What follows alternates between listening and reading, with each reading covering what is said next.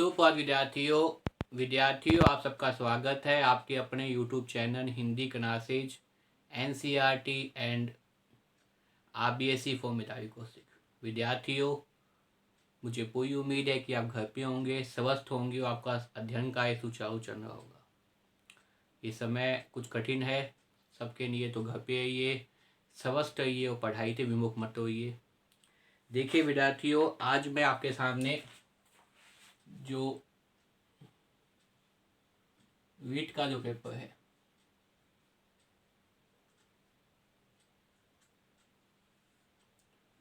उस वीट के पेपर के अंदर आपको पता है दो तरह के जो सब्जेक्ट है, एक तो SS जिन्हें हम सामाजिक विज्ञान बोलते हैं, उसके अलावा गणित विज्ञान।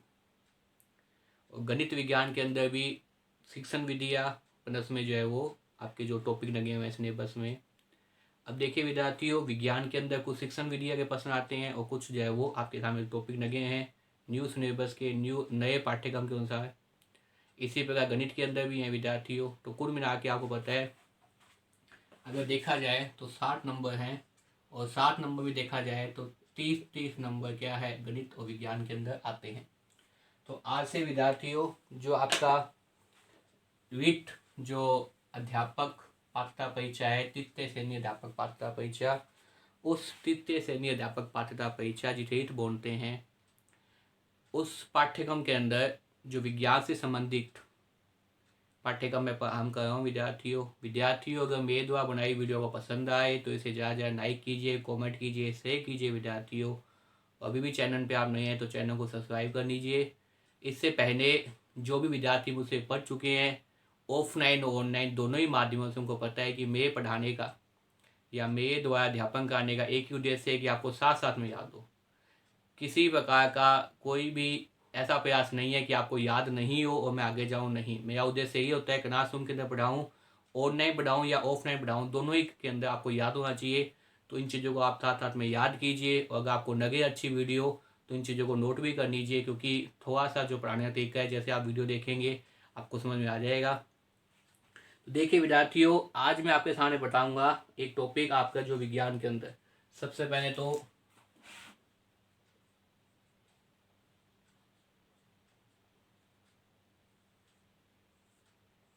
और मुझे पूरी उम्मीद है माता सरस्वती ने चाहा तो जो विद्यार्थी मेरे द्वारा तैयार की वीडियो देखेंगे उनके कोई प्रश्न गंत न हो, ये भगवान से प्रार्थना करूँगा। विज्ञान के अंदर 30 में से 30 नंबर लेके आए, एक भी नंबर ना कटे उनका। देखिए विद्यार्थियों, विज्ञान के अगर सिलेबस की बात की जाए, जहाँ तक आपका जो नवीनतम पाठ्यक्रम आया है उस नवीनतम पाठ्यक्रम के अंदर जहाँ विज्ञान की बात की जाए उसमें जो है कुछ कुल मिला के 5 यूनिट दी हुई है, और प्रत्येक यूनिट से जो है प्रश्न पूछे जाएंगे। और साथ में एक बात, बहुत महत्वपूर्ण बात लिखी हुई है कि ऑब्जेक्टिव जो प्रश्न है, बहु विकल्प प्रश्नों का मापदंड कक्षा 6 से 8 क्लास 6 से 8 तक के राज्य सरकार द्वारा निर्धारित पाठ्यक्रम एवं शैक्षिक सत्र जो सेशन है 2019-20, महत्वपूर्ण चीज ये है विद्यार्थियों, 2019-20 की प्रचलित पाठ्य पुस्तकों के आधार पर होगा। जो पाठ्यक्रम 6, 7, 8 में लगता है वो पाठ्यक्रम 2019-20 की किताब होनी चाहिए। उस किताबों में से आपका पेपर बनेगा, उस किताबों से जो है वो आपका, मेरे को लगता है ईट के जितने भी प्रश्न है, जितने भी प्रश्न पूछने का प्रयास है, वो उसी किताबों के अंदर कहीं ना कहीं किताबों के चैप्टर के अंदर से आपको पूछे जाएंगे। लेकिन प्रश्नों की कठिनाई का स्तर सीनियर सेकेंडरी कक्षा 12 क्लास 12 के पाठ्यक्रम के अनुसार होगा। अब देखिए विद्यार्थियों, इस 5 यूनिट के अंदर सबसे पहले जो है वो मैं आपके सामने तीसरी यूनिट जो क्या है वही पदार्थ की संरचना, और पदार्थ की संरचना के अंदर अणु, परमाणु, परमाणु की संरचना, तत्व, यौगिक और मिश्रण, मिश्रण के अवयवों का पृथक्करण, तत्वों के प्रतीक, यौगिकों के रासायनिक सूत्र तथा रासायनिक समीकरण, भौतिक एवं रासायनिक परिवर्तन, ये जो इत्यादि है, इन यूनिट को मैं शुरू कर रहा हूँ। तो विज्ञान और विज्ञान के अंदर भी आपके सामने सबसे पहले जो है वो इकाई थर्ड भी कौन सी है, पदार्थ की संरचना। इकाई थर्ड भी कौन सी है विद्यार्थी आपके सामने, पदार्थ की संरचना।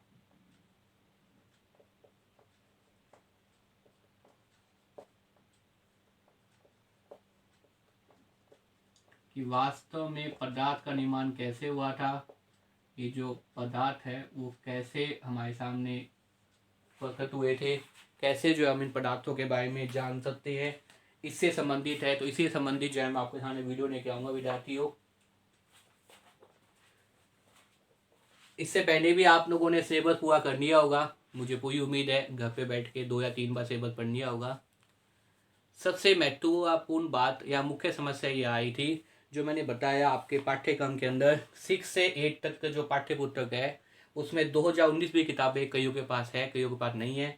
मेरा जो मोटिव है वो यही है पढ़ाने का आपके सामने, कि मैं आपके सामने जो 6, 7, 8, 9, 10 जो 4-5 क्लासें हैं 6 से लेकर 10 तक, इनकी जो आरबीएससी किताबें जो 2019-20 की थी, इनकी आरबीएससी की किताबें, आरबीएससी का मतलब राजस्थान सरकार द्वारा लगाई गई हिंदी मीडियम के अंदर जो स्कूल है, उन सरकारी स्कूलों में या गैर सरकारी स्कूलों में जो किताबें लगती थी, उन किताबों से ही आपको अध्ययन कराऊंगा और टू द पॉइंट समझाने का प्रयास करूँगा विद्यार्थियों।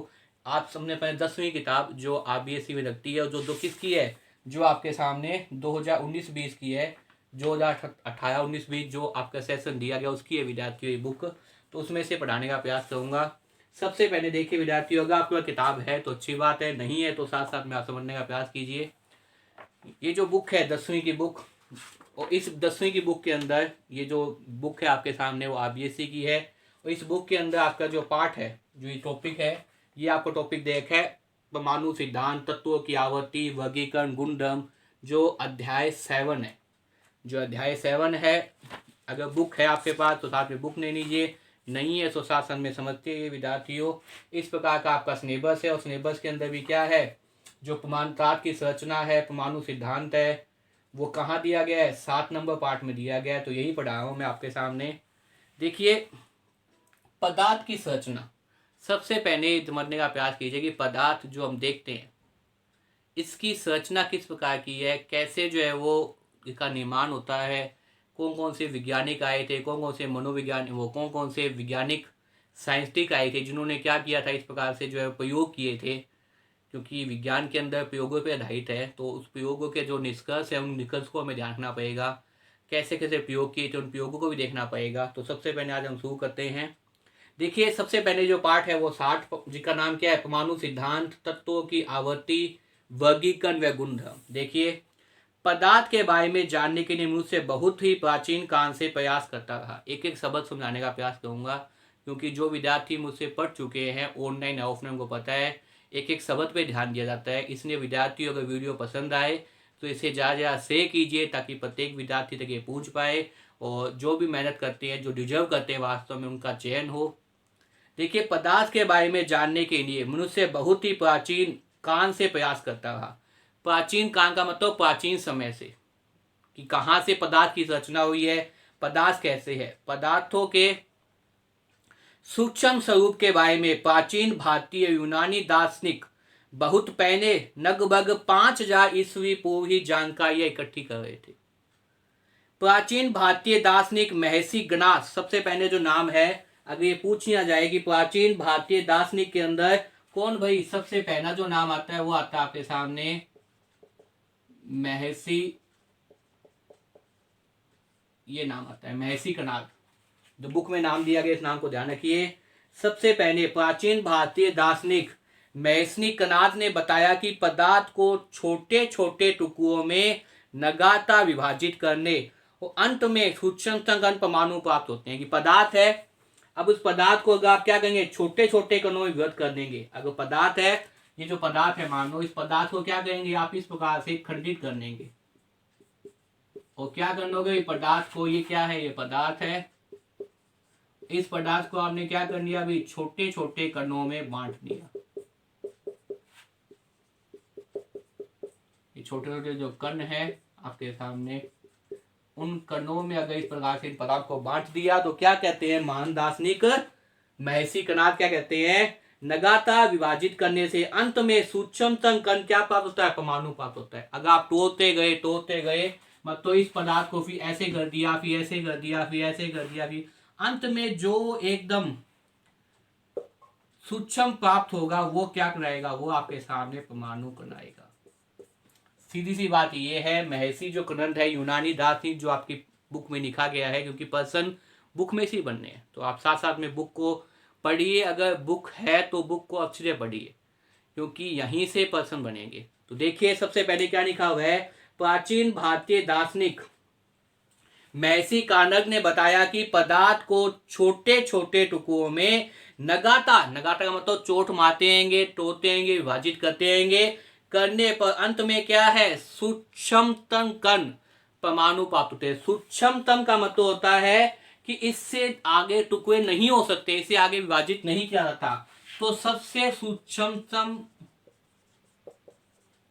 जो कण है वो हमें क्या प्राप्त होगा, परमाणु प्राप्त होगा। इसके आगे सूक्ष्मतम का मतलब क्या है, इससे आगे विभक्त नहीं हो सकता वो पदार्थ। एकदम बारीक टूटते टूटते उस अवस्था तक पदार्थ पहुंच जाए जिस अवस्था से आगे वो पदार्थ खंडित ना हो, उस खंडित पदार्थ को हम क्या कहेंगे, परमाणु कहेंगे। उस पदार्थ को हम क्या नाम दिया, उन्होंने परमाणु नाम दिया। क्या नाम दिया, परमाणु नाम दिया। किसने नाम दिया, महर्षि कणाद ने।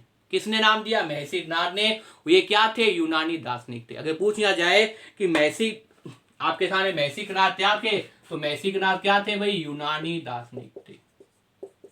और यूनानी दार्शनिक का मतलब क्या होता है, जो इस प्रकार से दर्शन की व्याख्या करते हैं। यूनानी दार्शनिक थे जो इस प्रकार से क्या करते हैं, दर्शन की व्याख्या करते हैं, दर्शन को बताते हैं, एक तरह से खोज करते हैं। उन्होंने क्या बताया, पूरे सुन लीजिए कि पदार्थ को नगाता नगाता विभाजित करते रहेंगे, टूटते रहेंगे, खंडित करते रहेंगे, तो एक अवस्था ऐसी आएगी जिससे वो पदार्थ आगे टुकड़ों में विभक्त नहीं होगा। और वो जो अंतिम अवस्था है, वो जो अंतिम सीमा है, वो क्या कराएगी, वो परमाणु कराएगी। वो क्या कराएगी, परमाणु कराएगी।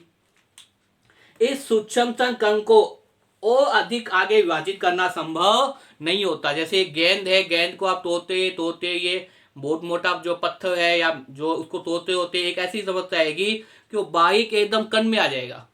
उस कण को आगे आप नहीं तोड़ सकते। वही जो कण है उस कण को क्या कहेंगे, परमाणु नाम दे दिया। क्या नाम दे दिया, परमाणु नाम दे दिया।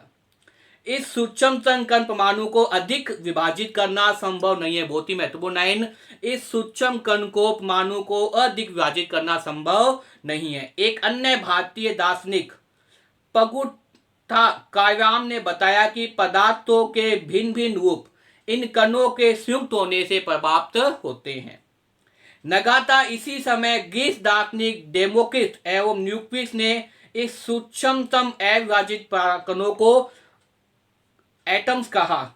यह ग्रीक भाषा के एटम से बना गया है, जिसका अर्थ है न काटे जाने वाला या अविभाज्य। जिसका अर्थ है न काटे जाने वाला या अविभाज्य। परमाणु के बारे में ये सभी विचार, परमाणु के बारे में ये सभी विचार केवल दार्शनिक मत भरे थे। इनका कोई वैज्ञानिक या प्रायोगिक आधार नहीं था। केवल दर्शन का दायित्व, कोई प्रैक्टिकल नहीं किया गया था, कोई प्रयोग नहीं किया गया था। 18वीं शताब्दी के अंत में कुछ और महत्वपूर्ण कार्य हुए। नियमों के उपयोगात्मक तत्वों के आधार पर परमाणु सिद्धांत दिए गए। 18वीं शताब्दी के अंत के अंदर देखिए जितने भी दार्शनिक हुए थे, इन्होंने क्या किया है, दर्शन के आधार पर। दर्शन क्या होता है, सोच होती है। एक तरह से सोच है, एक तरह से विचार है, कहीं ना कहीं विचारों का समूह था, उसको दर्शन बोलते हैं। उसी दर्शन के आधार पर विचार व्यक्त किए हैं और इस प्रकार से परमाणु के बारे में बताने का प्रयास किया है। लेकिन 18वीं शताब्दी के अंदर क्या है, 18वीं शताब्दी के अंदर क्या हुआ भाई, नए नए प्रयोग हुए। हमें ये जानकारी मिली किस प्रकार से पदार्थ की संरचना होती है, किस प्रकार से परमाणु की उत्पत्ति होती है। एक महत्वपूर्ण बात यहाँ पे ये आती है कि परमाणु के बारे में ये कहा जा सकता है न काटे जाने वाला या अविभाज्य।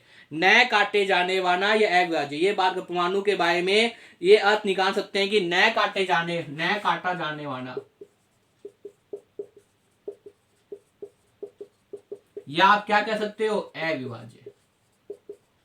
क्या कह सकते हो विद्यार्थियों, अविभाज्य। ये जो चीज है वो क्या कराती है, ये आपके सामने परमाणु के रूप में कहा जा सकता है। ये क्या है, वास्तव में परमाणु के रूप में। तो इससे जो मुख्य बात इस दो पैराग्राफ से निकल के आपके सामने यही आ रही है, एक तो इन दार्शनिक के नाम याद रखिए और दूसरी बात आप याद रखिए जिसका अर्थ क्या है, न काटा जाने वाला या अविभाज्य। न काटे जाने वाला या क्या है विद्यार्थियों, अविभाज्य। मुझे उम्मीद है कि आपको यहां तक समझ में आ गया होगा। अब देखिए विद्यार्थियों, उसके आगे चले।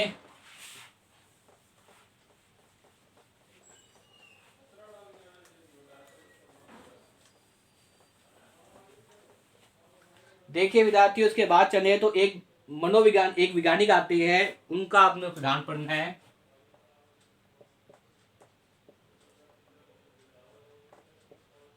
उनका एक सिद्धांत क्या है, वो नाम क्या है, वो नाम आपको याद रखना है।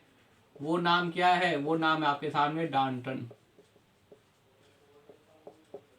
और डाल्टन का क्या है विद्यार्थियों, डाल्टन का नाम है परमाणु सिद्धांत। क्या है विद्यार्थियों, देखिए बहुत ही महत्वपूर्ण वैज्ञानिक, उस वैज्ञानिक का नाम क्या है, उस वैज्ञानिक का नाम क्या है, उस वैज्ञानिक का नाम है डाल्टन। और डाल्टन ने क्या दिया था, डाल्टन ने एक सिद्धांत दिया था जिसे क्या बोलते हैं, डाल्टन का परमाणु सिद्धांत बोलते हैं। तो देखिए परमाणु जो है आपके सामने, अणु, परमाणु, परमाणु की संरचना, इससे संबंधित मैं आपको बता रहा हूं। तो सबसे महत्वपूर्ण देखिए एक वैज्ञानिक आए, सबसे पहले नाम क्या है, डाल्टन। और डाल्टन का भी क्या है, परमाणु सिद्धांत। वो क्या कहते हैं परमाणु सिद्धांत के बारे में, उसके बारे में देखिए। डाल्टन जो ये कहते हैं आपके सामने परमाणु सिद्धांत के बारे में, ये क्या थे, ब्रिटिश स्कूल के अध्यापक थे। इन्होंने क्या किया, परमाणु की व्याख्या की 1808 के अंदर। डाल्टन का परमाणु सिद्धांत हम मुख्य रूप से ये बात बताता है कि सभी पदार्थ, चाहे तत्व हो, यौगिक हो या मिश्रण हो, ये सूक्ष्मतम कणों से मिलकर बने होते हैं, जिन्हें परमाणु कहते हैं। संपूर्ण सृष्टि का निर्माण परमाणु से ही हुआ है। क्या कहते हैं, सभी पदार्थ